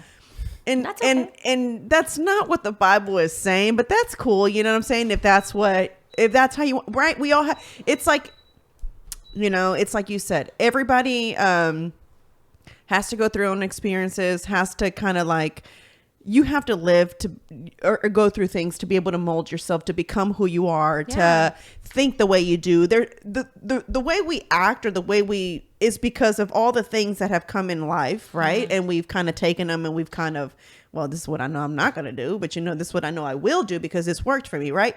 Funny thing, I'm gonna tell this story, and I think my husband doesn't remember it, but I do. And we were driving back from one of his shows. We had a long drive back. I think it might have been like San Angelo, and it's far. Oh, girl, that's deep Texas. I got pulled over from that. You might as well say it's California. That's how far you were. You were in California. No, yeah, basically, yeah. So we were driving back, and I think we were listening to a podcast or something, and I said that I don't agree with having separate accounts. I don't agree with prenups or any of that, right? And it's like I put a firecracker in his butt. You know what I'm saying? It was like, what? You know what I'm saying? He was like, well, what if the person had their stuff before they got married? I said, okay, that's fair. Yeah. But anything moving forward together is together. Anything before that, I completely understand because you worked on it on your own. So there's no need for me to get a piece of that because you've had that before me. But together, whatever we build together, it's ours. It's not yours and this is mine. And I remember he was like, and about the prenup thing too, it was like that was a very like, oh no, that's not going to work here. You know what I'm saying? And so I was like, okay, I didn't know how to process that. We were also very new. I think we might have been dating a year and some change maybe. So I was like, okay, this is interesting. So if this is not what I'm wanting myself, maybe this is not going to work. You know what I'm saying? That's already how I was thinking. Because to me, it was like, oh, there's not going to be a union in our marriage. That's right. You know what I'm saying? We're going to be apart. Okay. We're partners. Yeah, to me, I don't care. Whatever money I make is your money. And whatever you make, I feel should be mine because we did it to it's no one's going to benefit from it except for us. If That's we right. both make more, we have more. So why would I it's care? It's a us thing. Yeah. It's our home. This is us. Exactly. The desire to be unified. So when we kept dating, I never wanted to touch the subject again because I didn't want for either one of us to kind of get, hyped Snippy. up. Yeah. And so I kind of left it alone. And then it was kind of like, okay, this is all right. And then whenever we kind of talked about marriage again, right? And kids and so forth, because I said I didn't want to have a kid without being married, right? And so I know that's really weird, guys. Standards, girl. I know. Standards, To everybody, ladies. it's like, who gives? Reserved I for a know. husband. But I really wanted to be able to say, Yeah. There's no shame I in got that. married, I got pregnant. I mean, listen, I didn't do a lot of stuff right in my life. So, yeah, no. Got that right. So I wanted to do one thing right. You know what I'm Right? saying? Yeah. It wasn't like I was going to walk down the aisle in a white dress, Right. you know? I mean, On the beach. Yeah, my dress was going to be blush, blush pink. Rose gold. Yeah, exactly. Right. So it was like, I just, there was just something about that I wanted. I Yeah. wanted to be able to say I was married before I had you, Penny. And, wasn't something that we just did because we were dating, whatever. There's nothing wrong with that. I Right. think that's a standard that most women actually want. Are you still got something to go with that story? Yeah, Okay. just real quick. So anyway, when we were like talking about marriage, I was like, okay, how do you still want this? How's this prenup thing gonna work? Yeah. Because I know you. He was like, what? I never said that. I was like, oh my God, yes, you did. I was like, I vividly remember this comment. I vividly remember because it's always been in sign language. You do this, yes. right? So it was like, it stayed back there, right? Yeah. I was like, it was always in the back of my mind that he and I are not going to have this union that I picture, right? Because he feels we should have separate things. So you already knew that, So- but he forgot. It was like it's like he never said that. You know why? Because he fell in love with you. So probably in the beginning, he saw you as your not The as in girlfriend, love. yeah. Yeah, you're the girlfriend. But once you start to see somebody with the eyes of you can be my life partner and I'm in love with you, you want to share. And it's like, for me, listen, I don't feel, and I don't like to use the D word, right? But if that were to ever happen, I don't feel like I'd be the person that'd be like, oh yeah, so guess what? I'm finna take this. Because we both sat through the struggle. That's right. Like, you know what I'm saying? We That's right. both. You may not, but we can think of people that would. Yeah. And I know because people that again, would. It's just their heart. We know people that Yeah, we know people that would. Broken people. Yeah, and I totally understand that, right? Yeah. But for me, I would just kind of be like, listen, it didn't work, my G, So we need to just kind of be. I don't want for either gotta be one of us. amicable. Yeah, like we both agree we don't no longer get along. There's nothing there anymore. Yeah. So what are we going to do? Because I'm not going to sit here and fight. I'm not. Yeah. Y'all are coming at it from a very pragmatic place. So let me pose this to you that I see with how do you, if you don't mind me asking? I had for the sake of the podcast. I just had a girl ask me that yesterday on Instagram. Is it true you're 40? Yes, I'm 40. Okay, myself. Yeah, y'all similar, very similar age. I'm older than you. I'm very proud of it too. I You don't should mind be. being. So you'll be 41 in November? In November. I'll be 41 in October. Nice. Yeah, right. We're Yeah, a month apart almost. I'm on the 8th though. it's like Hey, like my daughter tells me, I'm 6 weeks older than my best friend. I'm like, okay. every guest turns out to be my soul's like long lost best friend. Right, I exactly. love it. But so people right now, women right now, they come at money at a different way. This is just my observation, right? Mm-hmm. What would you say that a guy's purpose for building wealth and having a lot of money is to him? It depends. Oh, I think In generalities, just I in think- generalities. For me, I think it's being able to take care of his family. Boom. I think. Okay. What about for women these days? So everything is a complicated answer. For women, it's twofold. Women empowerment, I can do for myself. I'm self-made. I got this. I don't need a But man. that's number one. Let's be real. I think that's so, too. number one. You know that. Right. But So then you that's have the what- other girls that look for You men to then you take have care you guys, of them. the pragmatic, the real, right? Yeah. So, So that's the divide these days. If someone's 32 like me, who wants to be on top of the world, I want to do it to be able to build something with my partner. When a 32-year-old woman's trying to be at the top of corporate, she's like, I don't need that, man. I got my money. I don't need this, blah, blah, blah. Yeah. That's the cultural divide. You know what? I agree. I do have a lot of very successful friends that are that exact age, uber successful And uber independent. and uber independent. And the bar is set so high because the pool of men that have to at least come to the table with that level of success, if not more, is troubling. And for them, they would like to believe, oh, I'd fall in love with a guy that doesn't make $1 million a year, at least. But the truth is that a woman that operates at that high level performance is already like, I make more than you. Yeah. Whereas I've if a guy makes six figures, he's not wanting his wife or girlfriend to make six figures. He's like, yeah, come on, let's go. Let's keep building. Together. Yeah, let's do it together. So real quick though, because I was that person before, okay, I will be honest with you. When I first got, again, with my husband, I was kind of letting go of my business. So, I knew that I had enough money saved for the next 6 months, and I was going to, and it was going to be new because he had offered to, don't worry, I got you. I was like, oh no, bitch, you do not got me. Yeah, because you are not going to pay my bills. To trust him, yes. And you have to surrender. There's a surrender in letting someone take care of you. It's twofold. Because a lot of us women like that, I was the type of girl when my dad told me no, I'm like, watch me. I'll just go make my own money. And for me, even to this day, I mean, we have joint accounts. But I'm going to work for it because I want to buy the Gucci shoes. Yeah. Right? Yeah. So there is that there's still that struggle of you're not going to take and you're not going to tell me no because I'm not providing. But that also comes back to some men that look at their wives and say, I'm telling, because I know them, that say, well, you don't make as much as me. Therefore, I can spend money on my expensive toys. And if you want to buy expensive toys, then go make more money. I wish a mother ever would. So Literally. Like, oh, yeah? Like, so I know people like that. Isn't that who crazy? takes care of these children? Well, we want to start pinpointing who does more. There you go. Let's go. Tit for tat Yeah. is never the answer. Let's you don't start. want a tit for tat. And No, that you doesn't don't. solve That's a anything. recipe for Yeah. disaster. Totally. I Recipe for 100% disaster. agree. You know what I'm saying? Like, That goes for chores too. I'm just saying. All right. Yeah. Chores too. All right. Did the dishes and the laundry. yeah. Sorry.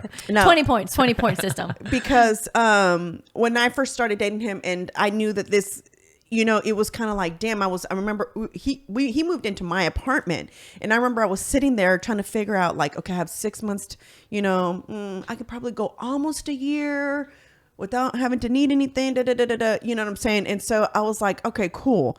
And so then it turned out I ended up, you know, my money ended, and I was like, my car note was not due, and I was like, oh my God. Oh, and I also didn't want him to pay rent because he lived in my apartment. I was like, fuck that. If he lives in my house, now he's going to have a say. And so no, you are not paying rent in my That's house. right. You know And what that's I'm the saying? independent Yeah. woman in us. And you're not at the love stage. You're not at the marriage stage. It's still that, hey, you're not going to tell me what to do. That's also today's average feminist. Let's be real. Ooh. It really is. This new fourth or whatever it is, fifth wave generational, feminist is that. Yeah, I agree 100%. That's why I say I know that person, and I know that person, that female that feels that way because I was there once. But it goes back to because the partner you were with was not also like A team player. supportive Yeah. or saw things the same Yeah. way. You know There's what I'm no saying? team. There was, you know what I'm saying? There was just no unity in that sense of like, listen, well, you live here, so whether you live here or not, I still got to pay the bills, so Yeah. I don't really need your money. Yeah. You know what I'm saying? So, but take care of yourself because I ain't trying to take care of you, right? That's kind of how it was. But it's So empowering. It makes you feel tough and secure, right? So yeah, so then that goes to that. So then you get into a new relationship, and you're just assuming that it. Not only that, he's made the comment of, you know what I'm saying? Oh no, we're doing we're doing a what do you call it? A prenup, and yours is yours and mine. So you're is, like, we for sure Ooh, two so I was teams. like, sheesh. So I don't know how much longer this is gonna work. But like you said, we started dating, we got to know each other better, and it was like, oh, okay, this is interesting. And then it was like, and then the Marisol effect happened. right, exactly. Well, then he said, I can't live here if I'm not going to pay rent. It's not like I can't do this. That's most men And I are guess that's- designed to provide. They're and then I guess it goes back to what you're Right. saying, where Yes, you feel exactly. like, well, I'm not doing.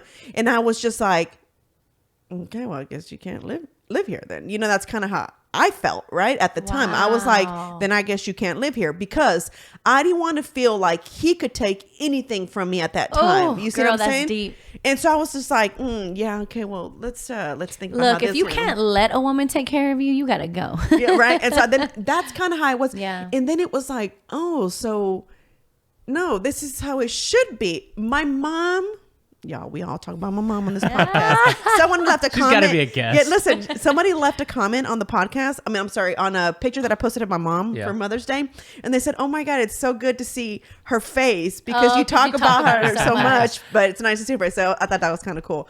But anyway, through that, I kind of learned like, okay, so you've got to play fair in order for this to work. So then I said, fine, because I knew that my money was only going to go so long, right? And so I was like, okay, I said, okay, you pay the rent, and then with the money that I have saved, I'll still do groceries. And he's like, okay, whatever's going to make you, he kind of felt like whatever's going to make you feel better, fine. I'm not going to sit here and keep arguing with you. You know what I'm saying? Like, it was just kind of like, I think I had annoyed him in the sense of like, what's up with this? You know, but you're a tough woman too, and I'm pretty sure that was a tad intimidating, because you're strong and confident. For and sure. Sometimes that can help a guy kind of be like, okay, I'll do what she wants. If I really love her. It was kind of like, and then finally, I remember finally needing money to pay my car note, because I always pay my bills on the last week of the month before they're due on the 1st.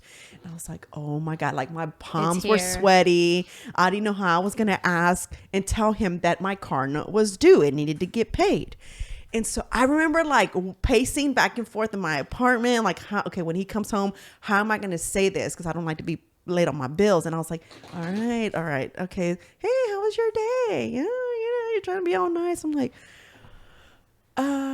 so yeah, I kind of like, I'm really low on my money now that I had saved, and I was really trying to avoid asking you, but my car note is due. It's like, okay, well, you have the debit card, and I'm not sure what your question is either. And when I would use his debit card, right, this was before we had a joint account, because we were just boyfriend and girlfriend, you know, I would say, hey, so I used your card to buy whatever. He's like, can you just not tell me every time you're going to use the card? Like, he was basically I don't saying care. it's okay. Right. And so then finally literally it took me asking for him to pay the car note and him being like, yeah, so you have the card. So I don't understand. It was like, yeah, literally. Yeah, literally. I was like, okay, so we're good. Like, so I don't need to get explained like why my money ran out already. Like, there's no. What, so how'd that make you feel though? Honestly, like, did you feel peace? Was it tough for you to accept that money? It felt like my parent was paying for my, like I needed something from a parent. Hey, Marisol's got some layers to break through that she's very reluctant to do, but we've been working on it. But let me ask y'all this question. So we've talked about, here goes me, because this is a big topic. We've talked about women being providers and independent. But what about the woman that wants to be taken care of? That's a fucking breeze. Great. No, it's a breeze? Yeah. You think it's easy? Because there's no power struggle in the house. The guy then it's set up to do what a perspective. What we're not all, but then we're set to do what we innately want to do. But what if she uses that? What if she doesn't cook, doesn't clean? We got to set some boundaries, all right? All right? I'm not putting a ring on it if she's not doing any of that But what stuff. if it's not like that? What if they just want to be taken care of? Because here's the thing. In church... There's no nuclear family that way. We're taught historically and culturally, like, if we're married and I want to have babies and I want to stay home, that's okay for a man to be the man. Sure. Inside a marriage. But we also have this new generation of female empowerment. I don't know how it fits into female empowerment to want to have a sugar daddy. Yeah, those are escorts. That's fine. They have their place. But what about the girl that's all they want to do? Or they want to move in with the guy and just be taken care of? Because there's women and they say that's empowerment. And I struggle with that. I'm sorry. I don't know what is empowering about that. Maybe the fact that you can get someone to take care of you. And then you don't have to work. Like, I don't understand. Yeah, I don't know. Maybe, Yeah, no, it's definitely a foreign my hamster's concept. going backwards right now. I'm like, wait, what? It stopped spinning. It's like, wait, huh? What does that mean? Yeah, no. My hamster's really confused right now. The brakes just went like. Yeah, it's going backwards real slow. Like, I don't understand that. But going to a for me, it was I was in an 8-year relationship, and this guy was just not meant to be my guy. Does that make sense? There's 100%. nothing bad that I can say about him. There's just nothing.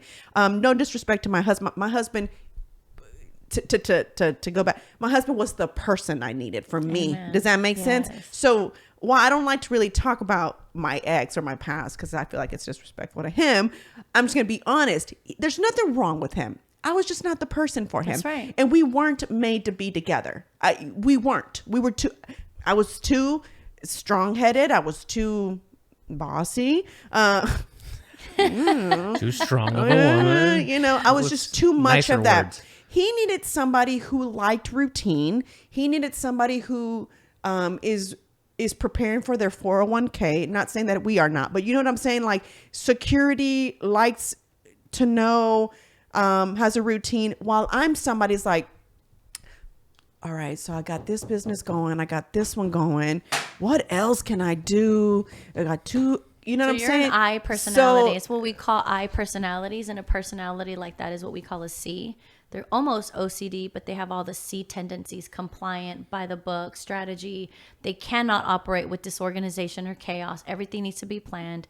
They literally need it to be A, B, C, D. It's the same thing. Oh, yeah. Routine. Works out. C personality. I could tell you probably what time he was going to shit. I mean, it was that. And that was his personality. He timed his, dang, that's crazy. I was a little bit, I'm different. I am more chaotic. I'm, She's an I. I'm always on the go and, thinking and wondering and, you know what I'm saying? So, creating like, okay, so I come across this much money. What can I invest this in? You know what I'm saying? So that's that was my personality. While his was, are we secure for the next 6 months or the next year? Yeah. Like, how much money is sitting in your account? Okay, you're only covered for 3 months. You should probably not be trying to invest. You should probably try to create the wealth for the next. That was his way of thinking. Yeah. That's why I said I wasn't his person, and we were so young when we dated. I think we were each other's person at that time. Does that make sense? Because we were both partying mode. We're both into having fun. We didn't live together. So you lived on your own. I lived with my mom. You know what I'm saying? So it was like, dude, reasons, seasons, and lifetimes. Totally. Everybody's in your 100%. Life for a reason, season, and a lifetime. I love that. Reason, and I think, season, or lifetime. A lifetime. And lifetime. Shout out to my wife. That's her famous quote. Yeah. And that goes for friends, partners. Totally. 100%. I love your wife's quote. I'm going to hashtag that. She's pretty great. Yeah. And she is. She's got knowledge of, I do anything Dawn says. Okay, Dawn, yeah, you're right. No, for real. Any suggestions? Okay, Dawn, yeah, you're right. Occasional pain in the ass, but she's great. Yeah. But going back to that, so you know what I'm saying? So when you come from, you're kind of each your independent person, even though, and we didn't move into with each other until I was we'd already almost been dating 7 years. So we never lived together until towards the end. And then it all hit the fan when you moved in together. No, it didn't hit the fan. It was... This didn't get any better, though. It didn't get any... It was still the same routine. And my mom had said, don't move in. You're never going to get married. I was like, well, he feels that in order for us to see if that's where we're going, you have to live together first. I was super against that. That's why I never lived with him. I'd spend the night on the weekends because we partied, we'd go out, right? But it was like, you were raised a church girl. So I was like, I'm not sleeping. I'm not living with you. You know what I'm saying? I'm not. And then when we kind of talked, it was like, all right, that's fair. I said, so here's what we're going to compromise. It's basically, I'll move in so that you can see if this is what you want. And I'm not going to live here forever. If we're not going to go anywhere, then I'm going to go back home. We're bouncing, right? Good for you. So it was, but it took a while. It was a year and a half before I just had this conversation with my husband yesterday. It's so weird because we were talking about how when you're with someone, you're like, how was I, when you think about your pet, you're like, how was I ever with that person for so long? You should see the face that my husband today makes to me. He's like, I literally don't understand. Like, yeah. Like, and I'm like, I don't either. Yeah, Like, literally, we're like, both the same way. My husband and I who are both does the that? same way. Yeah. Yeah, we both kind of feel that way. And I look at him the same. I'm like, dude, o sea, Me dices a mí. step up, upgrade, exactly. ya. Let me upgrade ya. Yeah, for sure, because that's kind of how it is. I mean, Yeah. why would you date somebody that was the same? And there's no point. That's true. But so then, you know what I'm saying? You come with that, and then, you kind of you come into a new relationship thinking like, well, we each got, listen, I don't need you. It's cool to have you, but I really don't need to be with anybody to, you know what I'm saying, to make ends meet. So 100%. whatever. So it was a 100%. lot of learning for me. It was a lot of letting him and being okay with him taking care of us. And then it was like, even now, even though I work, I still feel like it's not me contributing myself. Of course. Even though, I mean, But you're raising babies. It's different. It's not all apples to apples. It's not. Yeah, for sure. Now I know that. But when I first started dating, it was like, But for some men, it's a pride. Like, oh, my wife doesn't have to work. Some men take the pride in that. for sure. I work with them. I see them. But I They're love like, I don't want her to work. I love, though, I will say, Yeah. I love when a man says that. And then when a female also says it. Oh, I don't Yes. have to work. My husband takes care of us. Yes. And she does it with pride. Yes. And I feel like that is, I've said this before all the time. I say this. If you're a stay-at-home mom, I still feel you're rich. You know what I'm saying? Even if 100%. monetarily, even if you don't have the bank, you know what I'm saying? Your bank account. But you have all your needs and you get to stay home. With with the your kids. children, With the children. and nobody else is Love raising that. them. So I feel like I've said this before, and there's nothing against a working mom because I'm a working mom, That's right? New season of Working Moms today. I know. You watch that show? What show? Working Moms? I don't have time for TV. Hey, bro, we don't either, but we we don't make it, either. all right? No, I watch Hey, 1883. that's why I go to bed at 1 a.m. Yeah, right. And then I'm tired at We 5. found our flaws. Yeah, I'm gonna coach y'all. No more this. Let's cut this out. No, Yeah, I'm kidding. exactly. I'll watch that. I love that. What a great concept. Yeah, Tell working me moms. about It's really it. good, and it talks about that because she gets a job, The making guilt more- factor sometimes, makes more money, but she's got to go to another city, right, to work, Rob, Yeah. in Canada or something like Yeah, that. it's based out of Toronto. And so she's got to go somewhere else, and it's like her husband's like, well, yeah, you can't take the job. We've got a baby. She's like, what? Well, why if it's a man that gets this promotion and he's got to move? It's okay, and the female's got to learn to take over. Yeah. And she goes on ahead and accepts the job. The husband's kind of pissed. He ends up having an affair. You know what I'm saying? He does. It's a very good show. It's a very good It's on show. the 6th season. Yeah. It's really good. Where's it on? What's it on? Netflix. Yeah, I know. I'm like, is that one we've canceled yet? No. Okay, we're still good. We're still good with Netflix. Okay. Not really, but Yeah, I whatever. know. It's what it is. It's one of those things. Yes. Well, I was going to say, I wanted to segue into just because we're coming down, like we're hitting 2 hours pretty soon. Nice. Yeah. That's a good show. Yeah, it's fantastic. I wanted to ask because we had Natalia on and she talked a lot about Fire You Up, right? Oh, yeah. So is there any similarities in how your seminars work, or like, I was just curious on what the grand picture or the mission statement is? Absolutely. So becoming a lioness, I think we opened up with this, but we had great conversations. So the becoming a lioness part of my business is the woman empowerment, and it is based off the book. And then Jesus is my sugar daddy is also part of it. So the seminars for me tend to operate in tangibility. So just a couple that come to mind are, I did women empowerment seminars where we taught self-defense. I hired veteran UFC fighter Jutai Lima to come, and we had speakers. We talked about domestic violence because those are topics that are not very pretty to talk about. And in our culture, it happens a lot. And I had a psychologist come in and talk about statistics of sexual abuse on children and how that translates into sex trafficking and things like that later on. And we did confidence. I spoke about mindset. I spoke about what peace of mind looks like. Confidence. How do we feel confident? We have peace of mind. Having peace of mind gives you confidence. And after we had a really empowering session, then we go into the cage and we practice maneuvers to learn how to defend ourselves. Because 1 in every 4 women will experience violence of some form once in her lifetime.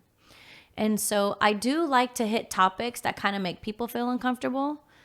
But if we're not doing it, who's going to do it? And so I do that. The Jesus is My Sugar Daddy seminars are super fun. My last one I had, Michelle Hammond, she is amazing. Niecy Hamilton, she's a sex trafficking survivor, really great friend of mine. And we talk about what identity is. Ooh, we need to have her on the podcast. Yeah, for real. Niecy Hamilton, because she is amazing. Because we talked about sex trafficking, but it was very brief. What is it? A second cup? A second cup. Issa told me about them. I was supposed to connect with her too. When I was doing the seminars. Yeah, so she, for every cup of coffee that you buy, she donates. And she has an organization too where she helps women. Yeah, she does. She sells things in her store also that are made by women who have survived. And so it was really, I haven't asked this, but I was curious because I bought a piece of jewelry and it had a number on there. So I was curious, all the things that they had were numbered. So I was like, I wonder if these are the women that was their number or something, like how they were identified, but I've never asked. Yeah. But I'm curious. So have you seen the movie Stop Trafficking? So a friend of mine, and really good friends of mine here in Houston that are massive philanthropists, they funded, came together and funded the movie Stop Trafficking. It's on Apple now. I went to the premiere in LA and made contributions to it. It was filmed. The second one was filmed here in Houston. Angela, she's amazing. You should have her on. She's actually one of the stars of the show. She's going to be coming to my next event. Sex trafficking survivor right here from Stephen F. Austin High School. It'll make you cry. Wow. The movie will make you cry. It's just, I do a lot of philanthropy work in that aspect. Not just, I try not to talk a lot about it, but when we have the events, we do it. Because it's a very real thing, especially When's here in your Houston. next one? We were going to have it this month, but we had a little issue with the venue. So we're planning it for the next either June or the 1st of July. For that one. Then we're going to have the Becoming a Lioness conference. That's also coming. But Niecy Hamilton was in the first Stop Trafficking.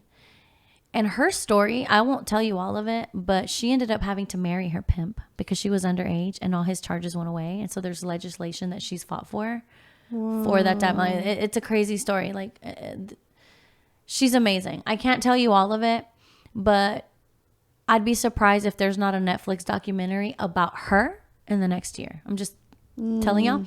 And also, she used to be a comedian in LA next to Hadid. What's her name?